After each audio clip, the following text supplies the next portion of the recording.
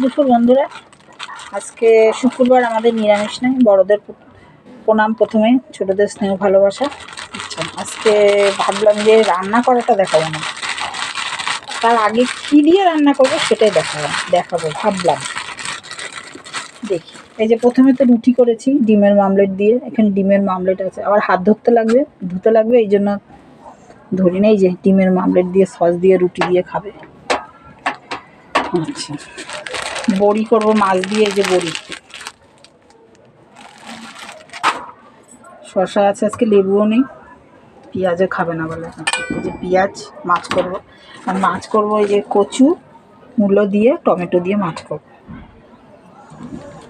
মাছের তেলের তরকারি হবে শুধু আলু দিয়ে, ছেলে খাবে যেটা, আর হাজব্যান্ড খাবে। আমি এত ভালো পাই না। এই বেগুন আর মূলো আছে কুচি কুচি করে, এটা আরেক ভাগে মাছের তেলের তরকারি হবে।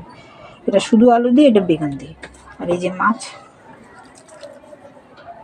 আর এই যে মূলোর শাক করেছি। লোক এসেছিল, কথা বলতে বলতে দেরি হয়ে গেছে। রসুন সোমবার দিয়ে, শুকনো লঙ্কা সোমবার দিয়ে